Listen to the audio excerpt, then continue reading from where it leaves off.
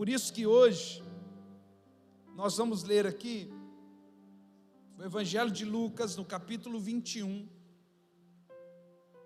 a partir do versículo de número 25. O título, que talvez não seja o título da sua Bíblia, porque na verdade é um subtítulo, perdão. Na minha está escrito assim: a vinda do Filho do Homem. Talvez em algumas Bíblias não tenha, porque é um subtítulo, e algumas Bíblias um título e outro acaba mudando, outras nem tem. Mas o subtítulo dentro do capítulo 21, aqui acima do versículo 25, na minha Bíblia está escrito: a vinda do Filho do Homem. Ou seja, se toda a nossa fé está baseada no sacrifício de Cristo Jesus e na sua volta, eu preciso saber quais são os sinais para que eu possa então agir de maneira exata dentro do contexto desses dias. E então ele vai dizer o seguinte, olha, verso 25: e haverá sinais no sol, na lua, nas estrelas, e na terra angústia das nações, em perplexidade, bramando o mar e as ondas, homens desmaiando de medo, pavor, pânico, na expectação das coisas que sobrevirão sobre o mundo, porquanto os poderes do céu serão abalados. E então verão vir o Filho do Homem numa nuvem, com poder e com grande glória. Não, eu vou ler de novo, porque se tem algo que precisa fazer a igreja glorificar a Deus, glorificar a sua palavra, é quando nós falamos sobre Cristo Jesus na sua volta. Eu disse aqui a semana passada, existe um grupo de pessoas que ainda estão esperando Cristo na sua primeira volta. Nós já recebemos entendimento que Ele já veio, cumpriu o seu propósito, resgatou o homem do pecado, e agora Ele está para voltar, e isso precisa fazer a igreja celebrá-lo. Está escrito assim: então verão. Veja que não é uma pessoa, não é alguém o verá, não é isso. Então verão, todo olho verá o dia que Ele virá sobre as nuvens com poder e glória. Ai, como esse dia vai ser lindo! Como nós ansiamos por esse momento. Presta atenção, se o dia que a gente já tem que vir para o culto, ele é maravilhoso, a gente já fala que roupa eu vou, meu Deus, hoje é domingo, dia de culto. Se essa expectativa para esse ambiente, ele já é bom, imagine o dia em que nós o vemos nas nuvens e saber que daqui para frente é uma vida de eternidade com Ele. Agora perceba, Ele está dizendo de sinais no céu, sinais na terra, sinais no mar. Está dizendo que no meio desse período, homens desmaiariam de medo por causa das coisas que estão acontecendo sobre a terra. E aí no versículo de número 28, ora, quando estas coisas começarem a acontecer, fique com medo. É isso que está escrito. Quando todas essas coisas começarem a acontecer, fique triste. É isso que está escrito? Não. Ora, quando essas coisas começarem a acontecer, olhai para onde? Para cima e levantai as vossas cabeças, porque a vossa redenção está próxima. Meu Deus! Perceba que a narrativa eterna quando todas essas coisas começarem a acontecer na terra, quando você começar a perceber sinais na terra, sinais no céu, sinais no mar, não se assuste, não fique com medo. Todas essas coisas precisam apontar você para o céu. Cada vez que eu me deparo com uma circunstância na terra, no céu, no mar, e essas coisas estão descritas ali, eu preciso olhar e dizer: Ele está mais perto. Será que você pode dizer para 3 pessoas aí perto de você, diga: o meu Senhor, diga: o Jesus da Bíblia, a cada acontecimento desse mundo, Ele está cada vez mais perto. Aleluia! Mas me parece que o diabo conseguiu mudar a narrativa. Então o diabo plantou no coração dos crentes, Jade: se essas coisas estão acontecendo, fique triste. Se essas coisas estão acontecendo, fique desanimado. Se essas coisas estão acontecendo, fique desesperado. Mas a Bíblia não diz isso, diz: quando essas coisas acontecerem, olhe para o céu. Ele está vindo, Ele está chegando. Quando essas coisas começarem a acontecer, não é para medo, não é para angústia, não é para temor, não é para ser como o mundo pode estar desesperado, o mundo pode estar com medo, mas nós sabemos que todas essas coisas estarão antecedendo o grande e glorioso dia da sua volta. É para nossa alegria.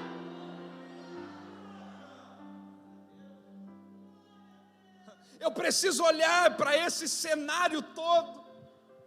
Se você leia comigo, leia, vamos ler. Lucas capítulo 21.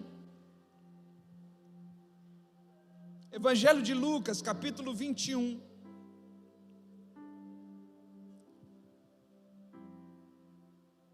A partir do versículo de número 7.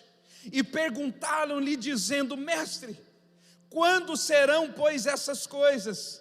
E qual sinal haverá quando isso estiver para acontecer? Disse então ele: Vede, não vos engane, porque virão muitos em meu nome dizendo: eu sou o Cristo, e o tempo está próximo. Não vades, portanto, após eles. E quando ouvires, presta atenção, quando vocês ouvirem de guerra e sedições, olha o que está escrito: não vos assusteis. Querido, quem rouba a narrativa eterna para introduzir o medo é o diabo. Quem rouba a narrativa eterna para implantar o medo no coração do homem é o diabo. O diabo tem trabalhado constantemente, mudando a verdade bíblica e fazendo crentes prisioneiros do medo.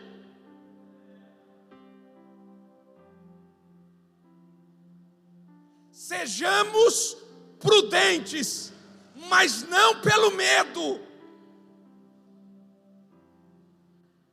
Tenhamos prudência. É por isso que aquilo que Jesus diz: seja astuto como a serpente. Isso é prudência. Vamos ter prudência, mas não pelo medo. Quem trabalha distorcendo a verdade bíblica para implantar o medo no coração do homem é o diabo. Veja, quando você ouvir de guerra e sobre rumores de guerra, não tenha medo. Não é para temer. Preste atenção no texto. Porque é necessário. Pastor, será que tem algum jeito da gente orar e essas coisas pararem? Pastor, será que tem um jeito da igreja jejuar e essas coisas precisam acontecer? Veja que desde a fundação do Estado de Israel, nós estamos ouvindo falar pela primeira vez sobre um acordo de paz naquela região. Sim ou não? Viu isso? Há um acordo de paz já tratado. Leia o texto. Porque é necessário que isso aconteça primeiro, mas não será o fim. Essas coisas acontecerão, mas não serão o fim. Mas o fim será logo. Versículo 10. Então lhes disse: levantar-se-á nação contra nação, reino contra reino, e haverá em vários lugares terremotos, e fomes, e pestilências. Olha os sinais. Haverá em vários lugares terremotos, e fomes, e pestilências. Haverá também coisas espantosas e grandes sinais do céu. Mas antes de todas essas coisas, lançarão mão de vós, e vos perseguirão, entregando-vos às sinagogas e às prisões, conduzindo à presença de reis e presidentes por amor do meu nome. E vos acontecerá isso para testemunho. Proponde, pois, em vossos corações não premeditar como a vez de responder. Darei boca e sabedoria a que não poderão resistir nem contradizer todos quanto vos opuserem. Veja que antes do fim a igreja vai passar por um período de perseguição. Isso deveria deixar você animado. Você é crente, então demite ele, não deixa ele fazer mais nada. Olha o texto. E até pelos pais, irmãos e parentes e amigos sereis entregues, e matarão alguns de vós.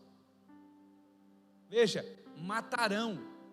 Sabe o que significa isso? Não vai ter livramento da morte, vai morrer. Alguns irão morrer, mas ele disse: isso é para testemunho. Hello, você está aqui? Essas coisas estão escritas na Bíblia. Leia. E de todos sereis odiados por causa do meu nome, mas não perecerá um único cabelo da vossa cabeça.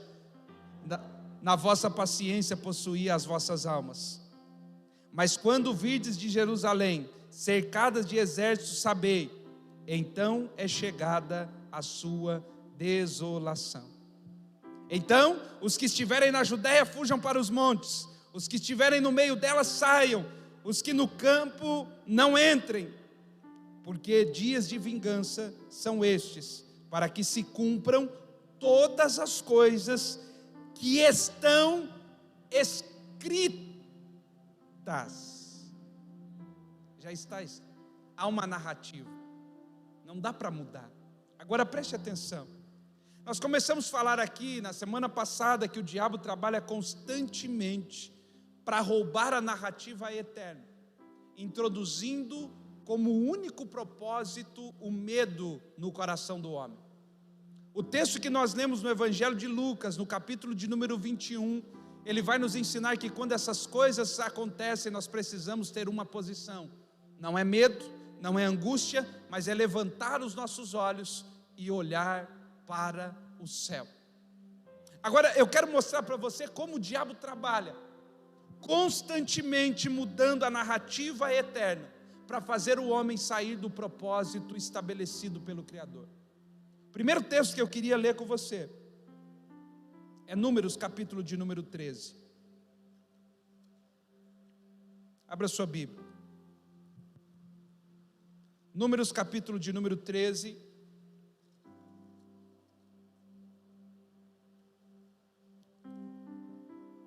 E o versículo de número 30.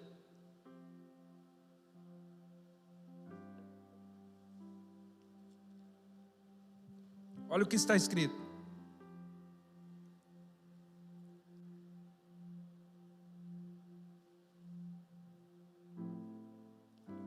Números 13, a partir do versículo de número 30. Então Caleb fez calar o povo perante Moisés e disse: certamente subiremos e a possuiremos em herança, porque seguramente prevaleceremos contra ela. Nós estamos lendo aqui o relatório do povo que foi espiar a terra. Quando Moisés saiu do povo do Egito, em um determinado momento da caminhada, Moisés enviou 12 espias à terra prometida. E eles estão voltando agora com o relatório da terra. E o relatório da terra é esse, versículo 31. Porém, os homens que com ele subiram disseram: não podemos subir contra aquele povo, porque é mais forte do que nós. E infamaram a terra que tinham espiado, preste atenção nisso, e infamaram a terra que tinham espiado. Percebe? Deus disse a Moisés: Moisés, eu vou introduzir você numa terra que mana leite e mel, vocês vão deixar de comer pepino, vocês vão deixar de comer cebola, e eu vou introduzir vocês numa terra que mana leite e mel. Os espias foram. Satanás agora está usando de homens para mudar a narrativa, dizendo: a terra não serve para nós. Não importa se foi Deus que disse, eu olhei e eu vi que a terra não é boa. Quantas vezes o diabo coloca pessoas ao nosso lado, na tentativa de burlar a narrativa de Deus para nós, para que você não alcance o propósito, para que a sua família não chegue no objetivo. Eu me lembro de Jairo, a filha estava doente. Jairo sai na perseguição de Jesus. Eu preciso achar Jesus. Quando Jairo encontra Jesus, Jesus prontamente diz assim: Jairo, eu vou até a sua casa, vamos lá, não tem problema nenhum. Jairo sai com Jesus e no caminho indo para a casa de Jairo, eles encontram a mulher do fluxo de sangue. Jairo vê com os seus próprios olhos Jesus curando uma mulher que há 12 anos sofria de uma enfermidade. Jairo diz: é esse homem, achei a cura para minha filha, é ele que vai libertá-la. Eles deixaram a situação curada da mulher, que até então era a mulher do fluxo de sangue, e eles estão caminhando em direção à casa de Jairo, até que chegam os mensageiros e dizem para Jairo assim: deixa Jesus continuar a vida dele, porque a sua filha morreu, vamos para casa preparar o velório para enterrá-la. Eu imagino o coração de Jairo nessa hora. Veja, Jesus havia acabado de dizer a ele: eu vou até a sua casa. Jesus havia acabado de curar a mulher que sofria há 12 anos, mas alguém enviado do inferno disse: acabou, morreu, não tem jeito, não tem esperança. E aí então Jesus precisa olhar para Jairo e dizer assim: não tenha medo. Por que não? Por que não tenha medo? Porque todas as vezes que o diabo muda a narrativa eterna, o medo se instala no meu coração. E eu quero liberar uma palavra sobre a sua vida: não tenha medo, não tenha medo, porque quando Deus libera uma palavra, o verdadeiro amor lança fora o medo.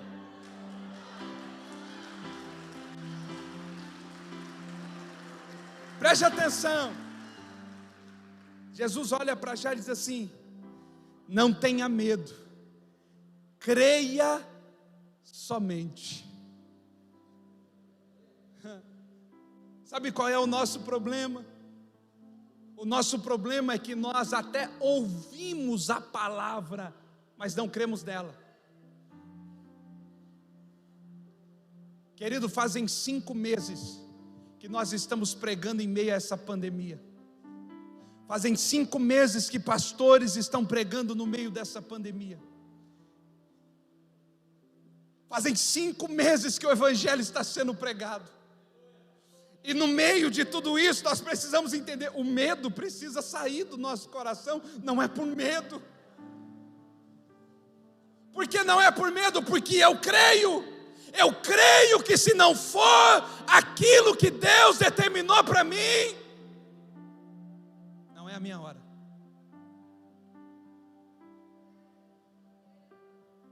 Não temas. Por que eu vim aqui hoje, pastor, para ouvir Deus dizendo, não tenha medo. Não tenha medo, creia.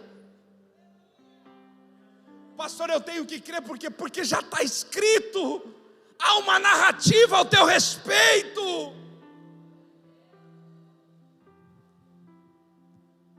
Não é de hoje, querido, veja aqui, não é de hoje que o diabo levanta pessoas para roubar a narrativa eterna. Subiram 12 homens para espiar a terra, 10 voltaram dizendo assim, essa terra não. O povo que está ali é muito maior do que nós. Mas Deus havia dito que a terra era deles. Mas chegou alguém e disse assim, não é não. Eles acreditaram mais naquilo que o homem estava dizendo do que naquilo que Deus havia dito.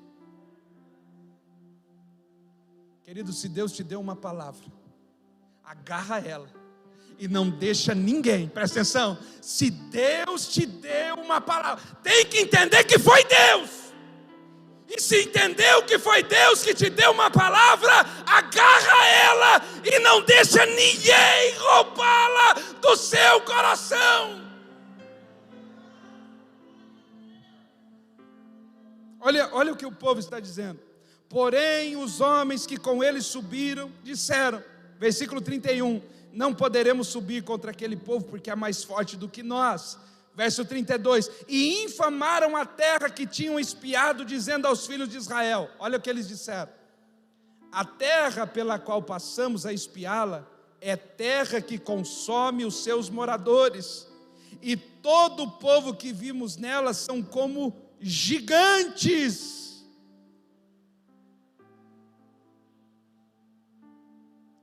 Verso 33, também vimos ali gigantes, filhos de Anak, descendentes dos gigantes, e éramos aos nossos olhos como gafanhotos, e assim também éramos aos seus olhos.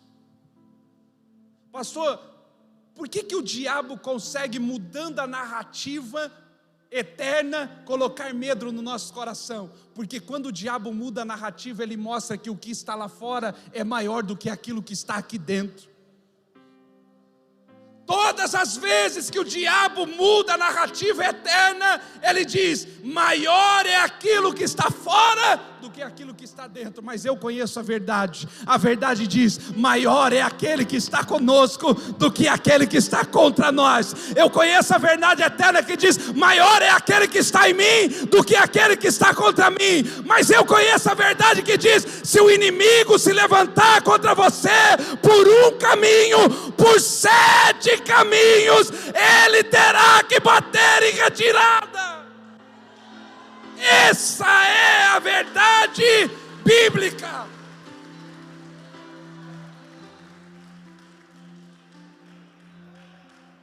Todas as vezes, preste atenção, todas as vezes que você perceber que o que está lá fora é maior do que aquilo que Deus colocou aqui dentro, é a mão do diabo mudando a narrativa eterna dentro de você. Por isso essa noite, não permita que a palavra entre no seu coração e não extirpe de você todo medo, porque Deus tem uma palavra de vida para você.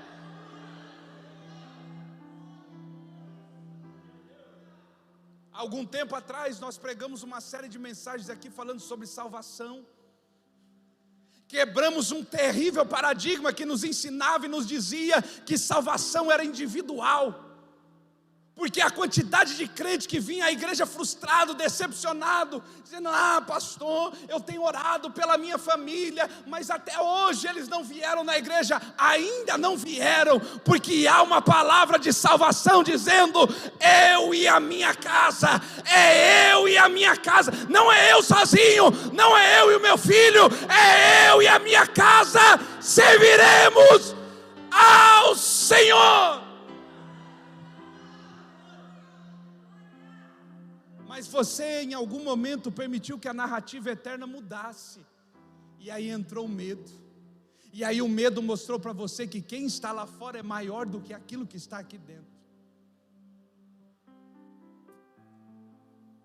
Você vai ver que diante dessa situação, todo o povo que saiu do Egito perece no deserto. Porque quando a narrativa eterna é mudada, e eu creio nessa nova narrativa, eu pereço, eu não alcanço o propósito. Foi isso que a serpente fez com Eva no jardim. Ela mudou a narrativa, Eva caiu, Adão caiu, e eles saíram do jardim. O diabo tem trabalhado constantemente para mudar a narrativa de Deus. Segundo exemplo, livro de Jó. Abra aí, Jó. Quem conhece a história de Jó? Diga glória a Deus, deixa eu ver.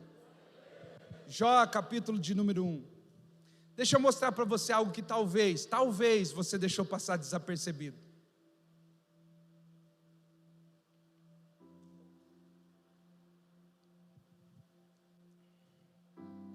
Você que está aí em casa, deixa eu dizer para você: não tenha medo.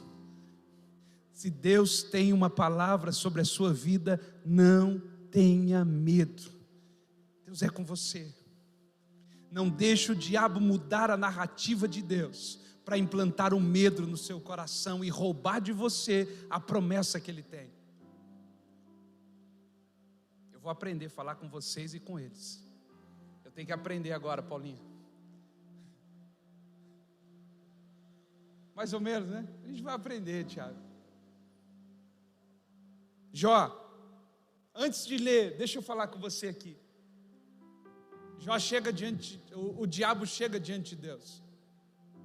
É uma coisa que a gente precisa entender. A Bíblia começa dizendo no livro que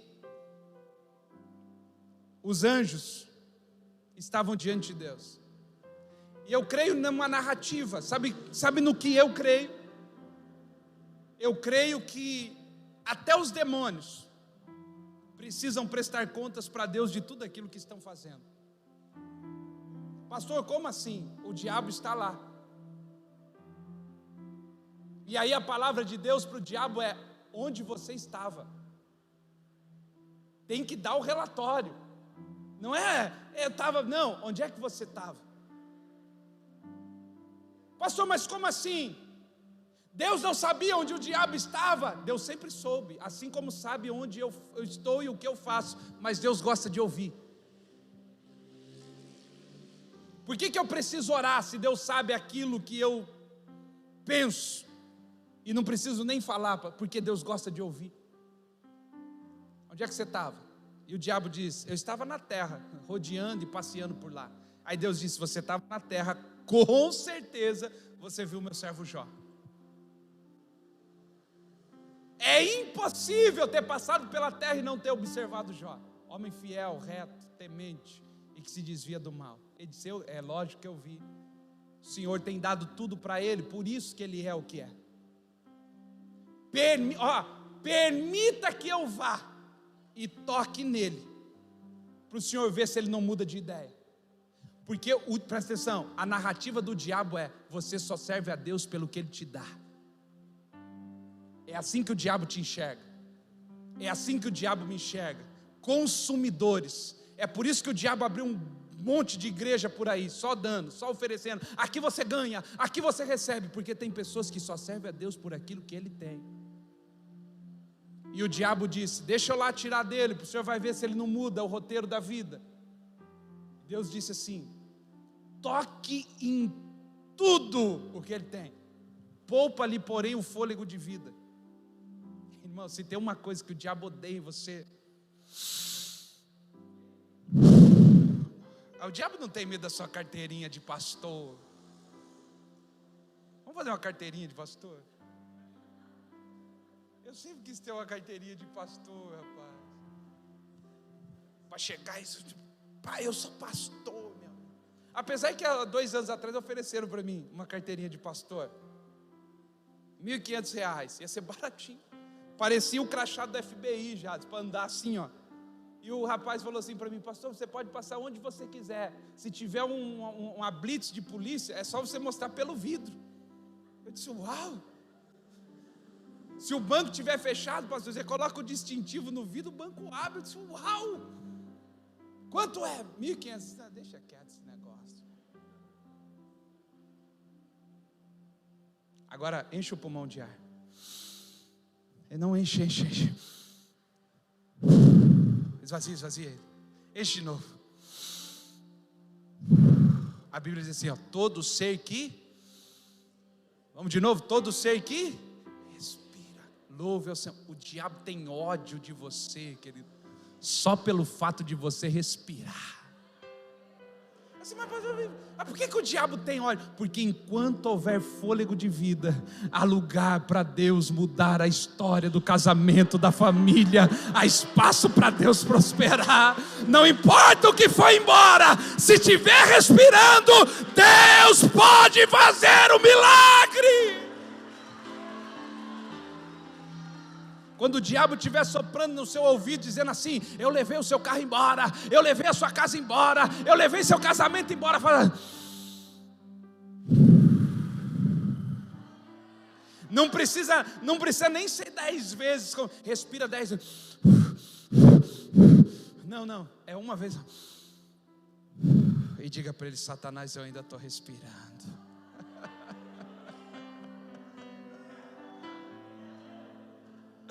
Alguns vão dizer: ora, querido, ora, jejua, muda. Isso não, orar e jejuar a gente tem que fazer sempre. Agora,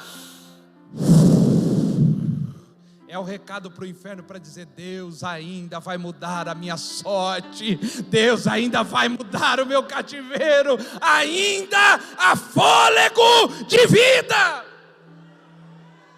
Agora veja, como é que o diabo então consegue pegar esses crentes? Quando Deus dá autorização, porque quem autoriza o diabo é Deus. O diabo só consegue tocar em você por 2 meios: ou porque você pecou e já abriu uma porta terrível para ele fazer o que quiser, porque todo pecado é uma porta aberta para o diabo, ou porque Deus disse: peneira ele.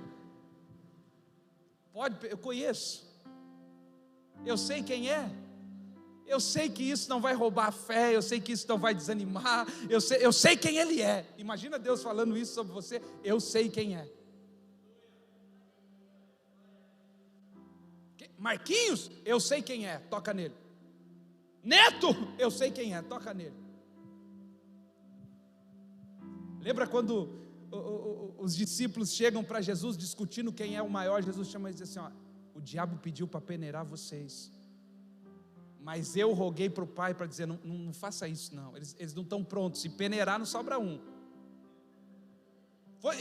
É isso que Jesus disse: eu intercedi por vocês para que isso não acontecesse agora.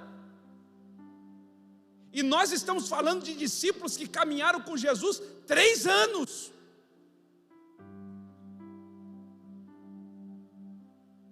Quando o diabo recebe autorização, ele imediatamente desce à terra. Olha o que está escrito no versículo 16. Jó capítulo 1, versículo 16.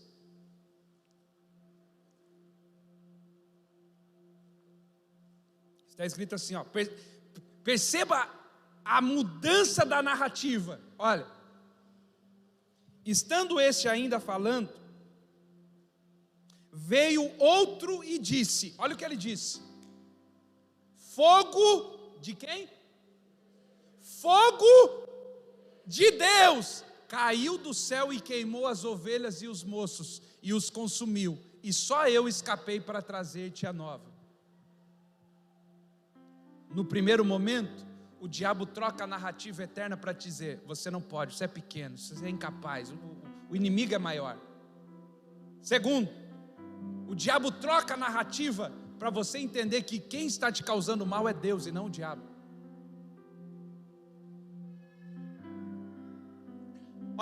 Olha o que esse homem está dizendo para Jó. Jó, acabou de acontecer uma tragédia. E sabe de onde é que foi? Foi fogo de Deus. Não foi fogo do diabo. O diabo quer que você pense que Deus não tem controle. O diabo quer que você pense que Deus está punindo você. Não, sabe isso aí que está acontecendo na sua vida? Deus está punindo você.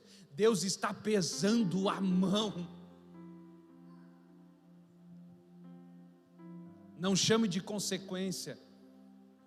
Errou, consequência. Não chame de Deus está pesando a mão aquilo que é consequência do seu próprio erro.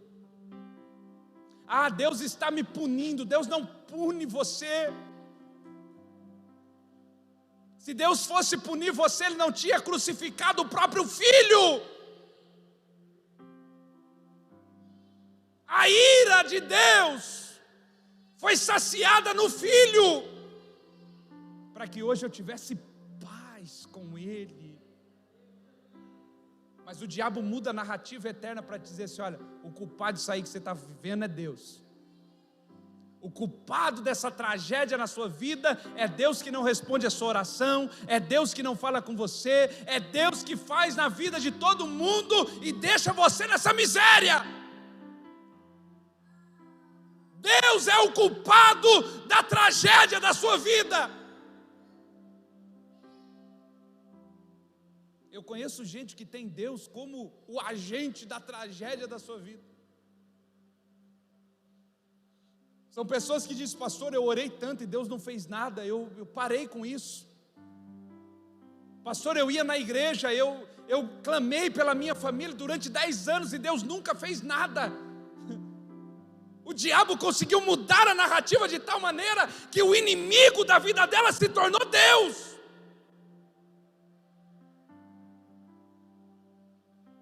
Eu gosto dos 3 jovens da fornalha, irmão. Os 3 jovens da fornalha são fantásticos, porque os 3 jovens da fornalha, quando estão diante do fogo, e o rei os chama e diz assim: ó, vem cá, eu vou dar para você uma nova oportunidade.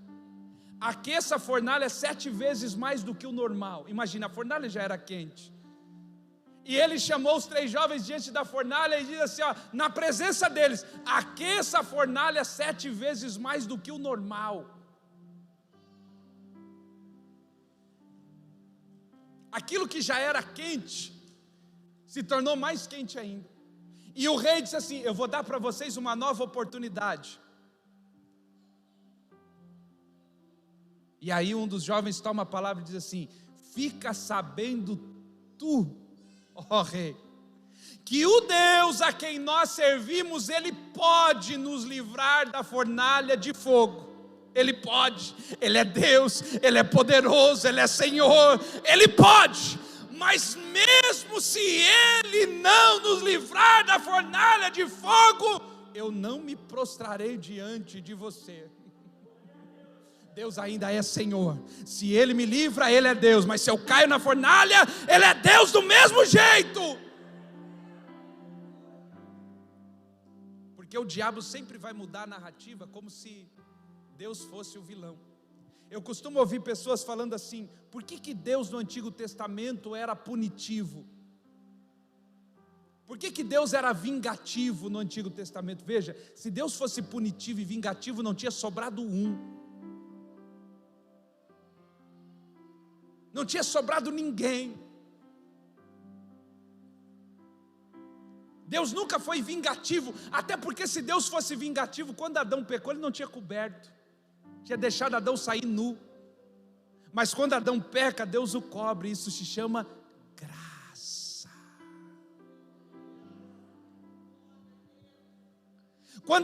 Quando o Caim mata Abel, Deus coloca uma marca em Caim para dizer assim, ó, essa marca não é para que as pessoas olhem, o assassino, é ele que matou o irmão, não, para que as pessoas vejam essa marca e não faça com você o que você fez com seu irmão. Isso se chama graça. Sabe por que você está aqui hoje? Graça.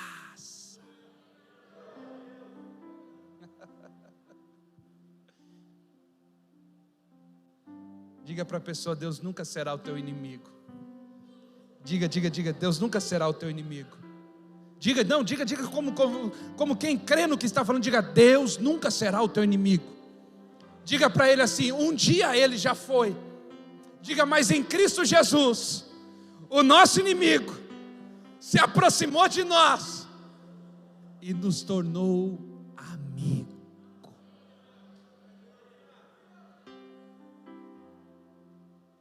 Hoje eu posso dobrar o meu joelho e dizer, Abba, Pai.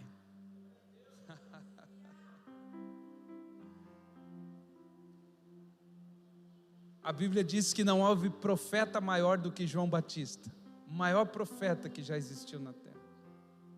Mas a mesma Bíblia que diz que João Batista é o maior dos profetas, diz que o menor no reino dos céus é maior do que João Batista.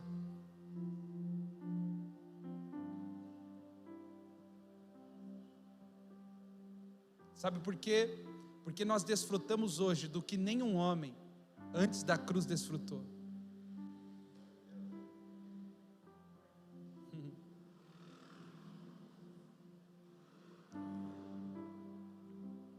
Talvez um dia, nesses próximos, não muito longe,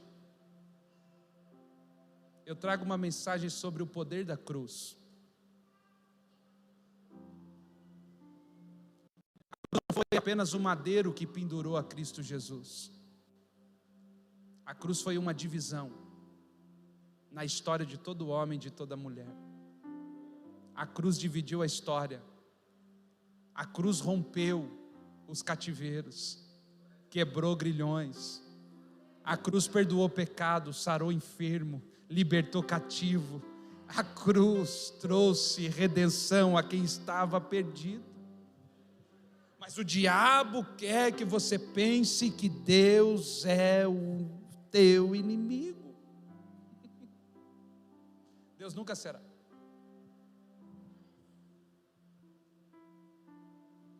Fogo de Deus desceu e consumiu os seus bens.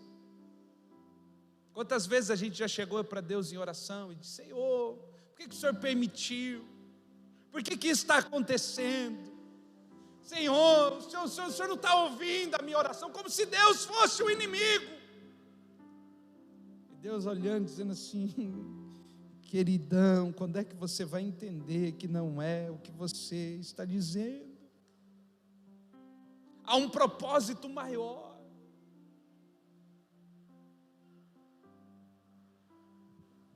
Terceira mudança de narrativa, abra aí a sua Bíblia. Mateus capítulo 16.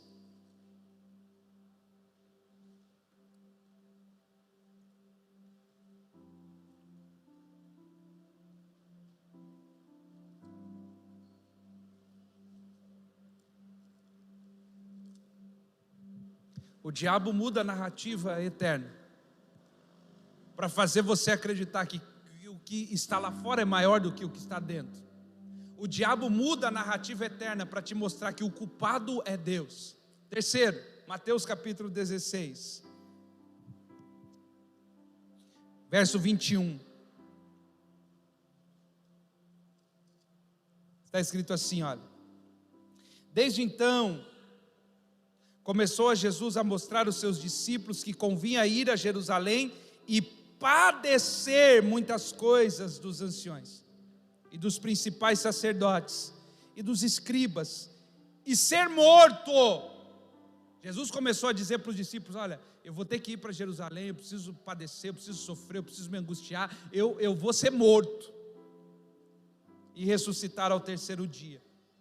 Olha a palavra de Jesus, eu vou morrer, mas ao terceiro dia eu vou ressuscitar. Verso 22. E Pedro, tomando-o de parte, ou seja, chamou Jesus de cantinho. Jesus acabou de falar, Pedro chamou Jesus de cantinho, e olha o que Pedro disse para Jesus, e começou a repreender. Irmão, para entender isso aqui. A criatura falando, repreendendo o Criador, dizendo, o que você está falando está errado. Não, eu vou ter que chamar Deus no particular, parece que Deus não está entendendo. Imagina você olhando para o céu e dizendo assim, Deus, eu vou ter que chamar o Senhor para o cantinho, porque o Senhor não está entendendo o que está acontecendo na minha vida. Pedro chamou Jesus de lado e começou a repreendê-lo. Mas na verdade, preste atenção, o que Pedro estava fazendo era que ele tinha sido tomado pelo diabo e estava mudando a narrativa eterna acerca do propósito de Jesus. Olha o que ele disse. E começou a repreendê-lo dizendo, Senhor, tem compaixão de ti mesmo. Presta atenção, ó. O que Pedro disse para Jesus aqui? Tem compaixão? Vamos de novo, tem compaixão de ti mesmo. Pastor, quando é que eu percebo que o diabo mudou a narrativa eterna na minha vida? Quando ele faz olhar, perdão, deixa eu reconstruir. Quando é que o diabo muda a narrativa eterna? Quando ele faz você olhar mais para você do que para os outros. Olha a palavra de Pedro para Jesus. Pensa um pouquinho em você, para de pensar nos outros. Está dizendo que tem que morrer pelos outros, para com isso. Pensa um pouquinho em você. Aliás, você pensa em todo mundo e todo mundo só pisa em você. Deixa de ser bobo. Sabe aquela história que um dia você entrou na sua casa e disse, a partir de hoje ninguém mais pisa em mim. Estava endemoniado e não sabia. Se alguém colocasse a mão na sua cabeça, manifestava uma legião. Não, agora eu aprendi. Ninguém mais pisa na minha vida. Ninguém mais vai vir fazer de bobo. Era o diabo mudando a narrativa. Pense em você. Porque Deus sempre teve a ver com o nós e nunca com o eu. Quem vive no individualismo vive numa vida completamente fora da narrativa eterna. A narrativa de Deus sempre foi: venha a nós o teu reino, o pão nosso de cada dia, o Pai nosso que está no céu. A mentalidade do céu sempre foi coletiva. Ah, pastor, mas a gente pensa nos outros, os outros só pisam na gente. É para isso que Ele te chamou. Você é fundamento. Você não é telhado, você foi chamado para ser fundamento. As pessoas podem pisar, as pessoas podem bater, mas o fundamento está fundamentado na rocha chamada Cristo Jesus. Olha a palavra de Pedro para Jesus: tem compaixão de você mesmo.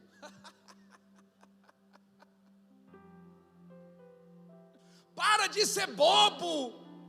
As pessoas são ingratas. As pessoas não dizem obrigado. As pessoas não dizem por favor. É uma ilustraçãozinha boba, simples, mas que eu tenho certeza que vai clarear o que eu estou tentando dizer para você. Havia um incêndio numa floresta. A floresta estava pegando fogo. Os animais estavam tentando fugir. O problema é que para fugir do incêndio, tinha que passar por um rio. E estava ali o escorpião, Jadson. O escorpião não sabe nadar, mas tinha que passar do outro lado. E aí tinha um outro animalzinho, que eu não lembro o nome, vou chamar de pato. Era um pato. Na minha história, um pato. É porque eu não lembro qual era o animal da ilustração, então era um pato. Era um sapo. Era o sapo. Se você tivesse falado de máscara, eu ia dizer: o Espírito Santo me disse, porque eu ouvi uma voz. Era o sapo, não era pato. E aí o sapo voltou para buscar o escorpião. E quando ele estava voltando, os outros animais diziam: o que é que você vai fazer? Eles vão lá ajudar o escorpião. Dizem assim: mas rapaz, o escorpião vai te picar, você vai morrer, você não vai chegar do outro lado. Ele disse: não, ele não vai fazer isso não, ele está tentando escapar, está pegando fogo, acha que ele vai me picar e a gente vai morrer os dois. Parou, pegou o sapo, o escorpião subiu nas costinhas do sapo e os dois foi. No meio do lago, o sapo sentiu a ferroada e disse assim: mas por que você me picou? A gente vai morrer os dois agora. E ele disse: é porque eu não posso não picar, é a minha natureza, é de mim. Presta atenção, a natureza dos outros não pode mudar a natureza que eu tenho. Pastor, o que aconteceu com o sapo? Morreu, mas morreu com uma natureza dele. Ele poderia ter chegado do outro lado, mas aquela natureza não seria dele. Às vezes a gente encontra alguns escorpiões pela vida, e a gente toma algumas ferroadas que nós somos tentados a mudar a nossa natureza pela natureza dos outros. Olha o diabo mudando a narrativa. O propósito da cruz era nós. O propósito da cruz era coletivo. O propósito da cruz era deixar de ser o unigênito para se tornar o primogênito. A cruz era para deixar de ser o único para se tornar o primeiro de muitos. Mas aí vem o Satanás, entra no Pedro, e o Pedro vem dizendo assim: deixa de ser bobo. Eu vejo, você ajuda tanta gente, ninguém te ajuda, por que você vai fazer isso agora? Vai dizer que você nunca ouviu isso. Não ajudo mais ninguém, mas eu não quero mais nem saber de ninguém. Deixa eu dizer para você, no final do culto, procure um pastor, peço para ele colocar a mão na sua cabeça, ele vai passar no álcool em gel primeiro, já passa um pouquinho no zóio para ver se fica esperto, e vai repreender os demônios. Porque quem nos tira do coletivo e nos coloca no individualismo é o diabo. A narrativa diabólica a narrativa do diabo pense em você. Você já fez tanto para a igreja, você já fez tanto para Deus, para um pouquinho e viva a sua vida, deixa de ser bobo. Você acha que Deus vai ligar de você ficar? Não, Deus é amor. Vai. Olha a palavra do Pedrão. Tem compaixão de ti, de modo nenhum te acontecerá isso. O senhor está falando que precisa morrer, que precisa disso. Isso não vai acontecer não, para com esse negócio. Aí a palavra de Jesus, verso 23, põe: ele, porém, voltando-se, disse a Pedro: sai para lá, Satanás, que me serves de escândalo. Escândalo é tropeço, irmão. A palavra escândalo, ela vem de uma ideia de armadilha. Escândalo é a ideia de uma armadilha. É aquela boca de ferro usada para pegar urso. É uma boca de ferro que fica assim, um animal pisa no meio, a boca fecha. Ele está dizendo: você me serve de escândalo, porque não estás pensando nas coisas que são. Veja só, Jesus está dizendo: Deus já pensou alguma coisa, você está tentando mudar o que Deus pensou. E quem sou eu para tentar mudar o que Deus pensou? Se Deus pensou, já é. para de tentar criar uma nova narrativa, para de tentar criar um outro evangelho, para de tentar criar uma outra igreja, para de tentar criar um outro pastor, para de tentar mudar o que Deus já disse que é.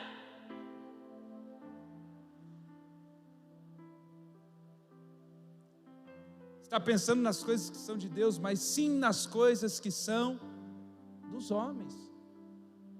Semana passada a gente falou do problema de você receber algo do céu e enterrar na terra. Jesus agora está dizendo a mesma coisa de forma diferente, está dizendo: para de pensar nas coisas de Deus e começa a pensar nas coisas da terra, e aí então você vai começar a mudar os propósitos eternos. O diabo está trabalhando incansavelmente para sequestrar a narrativa eterna, para que a gente passe a pensar nas coisas que são da terra. E se eu morrer agora? Você já parou para pensar nisso? E se eu morrer agora? Meu Deus, e a gente começa a ficar desesperado, e entra em pânico.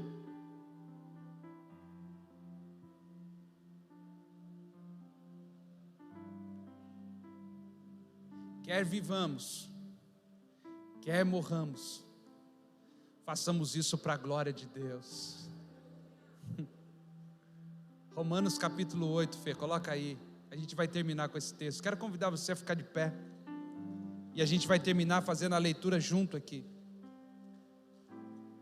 Prepara uma canção para a gente aqui. Eu tenho certeza, nem a morte, nem a vida, nem essa daí. A gente se comunica bem assim, irmão. Romanos capítulo 8, Fê, coloca aí para a gente.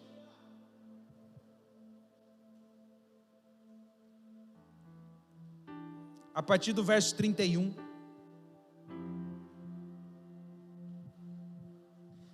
Você que está em casa, faça essa leitura, se coloque de pé. Nós vamos tomar esses próximos versículos como palavra profética. O que significa tomar isso como uma palavra profética? Nós vamos declarar a palavra, nós não vamos ler a palavra, nós vamos declarar a palavra. Sabe, a palavra que for ministrando o seu coração, você vai glorificando, outro vai lendo, outro vai glorificando. Nós vamos declarar uma palavra agora. Aleluia.